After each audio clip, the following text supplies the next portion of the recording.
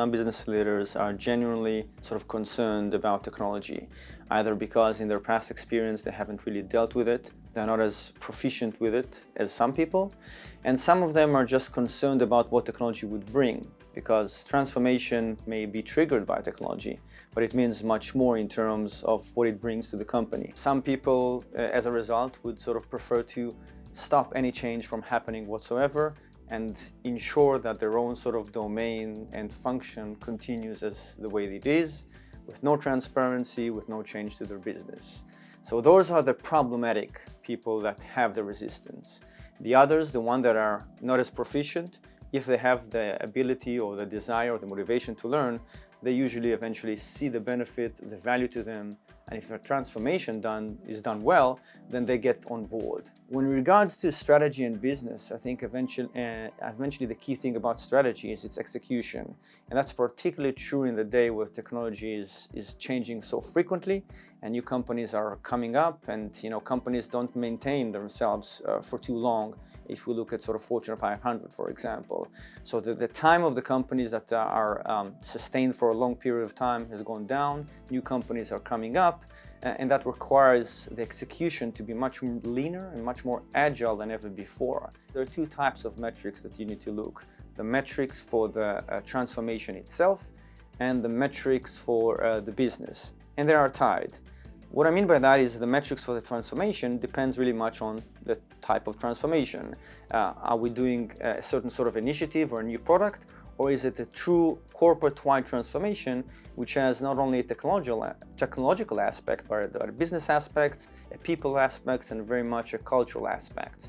And if we're thinking about the transformation metrics, is how many sort of engaged employees sort of do we have? How are we able to reduce the complexity of the organization using any sort of metrics, from the number of products to the time it takes, to launch an event or a product or a quality, and so on and so forth. When I was promoted at Skype to lead the business transformation over there, I had multiple people across the organization telling me this is the third attempt that we're trying to change the company culture and the business.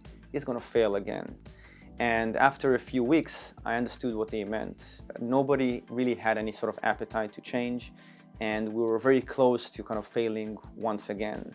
The difference sometimes between a failed transformation and the one that succeeds is the conviction that you have of the leadership team and the people who move and adopt the transformation. And that's sort of a key thing. We're living in fascinating times, and I think the fascination comes from the fact that the cognitive sciences, which used to have their own path, so if you studied computer science, then you would study computer science irrespective of biology, for example, or neuroscience. What we've seen over the past few years is actually those cognitive sciences coming together, and there are much more sort of overlaps between them. So the exciting thing is infotech and biotech sort of coming together, and that's where I see a lot of innovation coming over the next decade. What I like about data so much is the fact that in some cases, when it's measured correctly, when you're being very sort of thorough on that data, then sometimes it's a slam dunk. You can't argue against it. It closes a situation of debate. It provides sort of the factual evidence and makes decisions as a result much faster. I think what we're starting to learn more and more right now is things that we've considered not scientific enough, such as gut feeling and intuition are becoming actually more scientific than we initially thought they are. So to give you an example, we believe that our conscious mind is what makes us, make decisions and decide where we want to go. But it's actually the main part of our brain that we don't have even access to is the subconscious mind, where all the decisions, all the calculations are actually being made, because there are some things that we are not aware of, and are due to our sort of computing power in the brain, perhaps that shines a light on something that currently our conscious mind cannot even see.